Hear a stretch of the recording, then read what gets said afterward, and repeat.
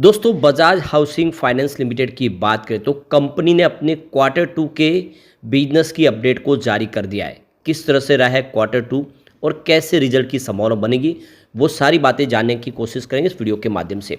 वैसे तो Bajaj housing finance limited के आईपीओ ने लोगों को मालामाल कर दिया, इन्वेस्टमेंट डबल से ज़्यादा करके दिया, लेकिन काफ़ी समय से देखते स्टॉक दबाव में और पिछले कुछ दिनों से लगातार गिरावट हो रही थी। आज उस पर फाइनली ब्रेक लगाए इन क्वार्टर टू के नंबर के दम पे। लेकिन क्या यहाँ से एक अच्छी खरीदारी की संभावना बन रही है और 150 के आसपास क्या बजाज हाउसिंग फाइनेंस लिमिटेड में निवेश करना चाहिए, जानने की कोशिश करेंगे इस वीडियो के माध्यम से।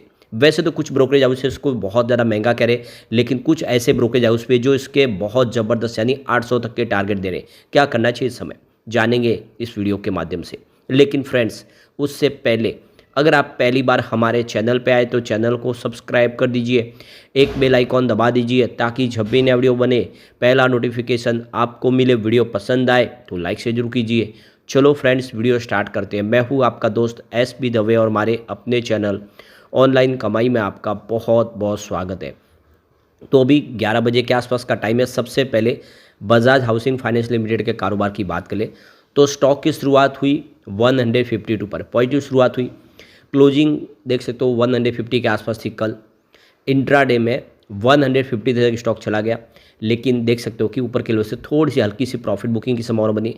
वैसे इंट्राडे का लो जो है वो 148 के आसपास है। इन स्टॉक के अंदर हमने गिरावट भी देखी है और कुछ तेजी भी देखी है। इस समय स्टॉक 152 के आसपास ट्रेड कर रहा है, 0.94% यानी लगभग 1% के आसपास की तेजी है।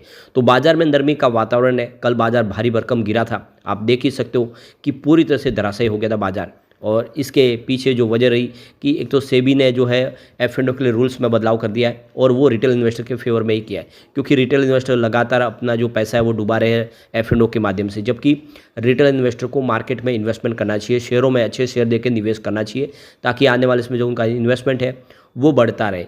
जबकि लोग इसको एक जुआ की तरह लेते हैं और सोचते हैं कि रातों रात अमीर बन जाएंगे, उसमें नुकसान कर जाते हैं। क्योंकि जो बड़ी हेज फंड है, एफआई वगैरह है, सिर्फ वही पैसे कमा रहे हैं, उनके पास वो मशीनरीज है, उनके पास वो अनुभव है, जिसकी वजह से वो एफ&ओ में कमा लेते हैं। रिटेल इन्वेस्टर के पास वो सारे संसाधन नहीं है, जिससे वो नुकसान करते हैं और सेबी इसी से उनको बचाना चाहते हैं। इसीलिए इसकी जो मार्जिन है उसको भी बढ़ा दिया ताकि जो रिटेल इन्वेस्टर है वो एफ&ओ न करे।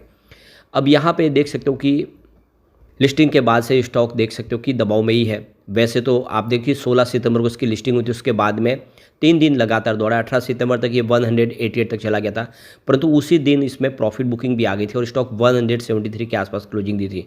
उसके बाद 19 सितंबर को फिर गिरावट हुई, 20 सितंबर को जरूर इसने पॉजिटिव क्लोजिंग दी। उसके बाद 3 दिन लगातार आप देख सकते हो कि 23, 24 और 25 सितंबर को यहाँ पे फिर गिरावट हुई, स्टॉक 154 तक आ गया। 26 सितंबर को इसने एक फिर पॉजिटिव क्लोजिंग दी, 157 के आसपास है। लेकिन उसके बाद लगातार पिछले 4 ट्रेडिंग सेशन से इसमें गिरावट हो रही है और इस वजह से स्टॉक गिरते हुए जो 157 के आसपास था वो 150 तक आ गया है। तो दबाव में तो स्टॉक बहुत है, लेकिन आज देख सकते हो कि कुछ बिजनेस के जो नंबर जारी हुए उसकी वजह से थोड़ा सा पॉजिटिव माहौल तो बन ही गया। और यहाँ पे देख सकते हो बजाज हाउसिंग फाइनेंस लिमिटेड ने एक नया इतिहास रचा है। कंपनी का जो एयूम है वो 1 लाख करोड़ को क्रॉस कर गया है। जो बिजनेस अपडेट के हिसाब से इन्होंने एक माइलस्टोन अचीवमेंट किया है।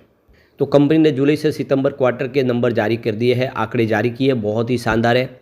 तो कंपनी का एसेट अंडर मैनेजमेंट यानी एयूएम देखें तो 1 लाख करोड़ को क्रॉस कर चुका है और ये 1,02,550 करोड़ तक पहुंच गया, जिसमें 26% की ज़बरदस्त ग्रोथ देखने को मिल रही है। पिछले साल सेम क्वार्टर में ये 81,215 करोड़ के आसपास था। तो क्लियरली देख सकते हो कि बहुत ज़बरदस्त ग्रोथ है कंपनी के एयूएम में। वैसे पिछले क्वार्टर में भी कंपनी का जो एयूएम है उसमें अच्छी खासी ग्रोथ देखने को मिली थी। लगातार आप देख सकते हो कि कंपनी का एयूएम बढ़ ही रहा है हर क्वार्टर में, यानी बिजनेस बढ़ रहा है। सितंबर क्वार्टर की बात करो, कंपनी का जो एयूएम है उसमें 5,480 करोड़ की वृद्धि हुई है। कंपनी का लोन एसेट देखें यानी एआर तो इस समय करीब नियरली 89,860 करोड़ के आसपास है सितंबर के एंड तक, और पिछले साल सेम क्वार्टर में ये 70,954 करोड़ के आसपास था। बजाज हाउसिंग फाइनेंस इस साल का काफ़ी सक्सेसफुल आईपीओ रहा है। लोगों को इसने 100% गेन दिया। जो लिस्टिंग है 100% प्रीमियम में हुई थी और उसके बाद भी बहुत ही बेहतर किया, 188 का इसने हाई बनाया। लेकिन प्रॉफिट बुकिंग की वजह से 150 के आसपास स्टॉक आया। दूसरी तरफ बजाज फाइनेंस की बात करें, इसने भी बहुत ही बेहतर प्रदर्शन किया है। बिजनेस की बात करें, एनबीएफसी के जो कस्टमर बेस है उसमें देख सकते हो कि 92.09 मिलियन तक पहुंच चुका है सितंबर 2030 तक, जो पिछले साल सेम क्वार्टर में अगर देखें तो 76.56 मिलियन के आसपास था। यानी क्लियरली देख सकते हो कि लगातार कस्टमर बेस बढ़ रहा है। और क्वार्टर 2 के दरमियान अगर देखें तो कंपनी के 3.88 मिलियन नए कस्टमर जुड़े हैं। यानी कंपनी लगातार नए कस्टमर जोड़ रही है, बिजनेस बढ़ता ही जा रहा है। कंपनी की नई लोन बुक की बात करें तो इसमें भी 14% ईयर ऑन बेसिस पे ग्रोथ देखने को मिल रही है, जो देख लो कि 9.69 मिलियन लोन बुक पहुंच चुकी है इस बार क्वार्टर 2 में, जो पिछले साल सेम क्वार्टर में 8.53 मिलियन के आसपास थी। यहाँ पे अगर हम कंपनी के शेयर होल्डिंग पैटर्न को देखें तो यहाँ पे म्यूचुअल फंड की होल्डिंग इसमें 1.38% के 13 सितंबर के हिसाब से 27 म्यूचुअल फंड का यहाँ पे निवेश है।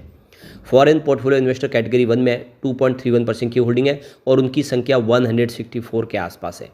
फॉरेन पोर्टफोलियो इन्वेस्टर कैटेगरी 2 की बात करें तो 0.03% की होल्डिंग है और उनकी संख्या भी यहाँ पे 13 के आसपास है। इसके अलावा बैंक्स का यहाँ पे 0.61% का निवेश है और अलग अलग बैंकों की संख्या को देखें तो 40 के आसपास बैंक है। अदर फाइनेंशियल इंस्टीट्यूशन में कुछ होल्डिंग यहाँ पे है नहीं, वैसे एक की संख्या है, निवेश काफ़ी कम है, वो परसेंटेज में नहीं है।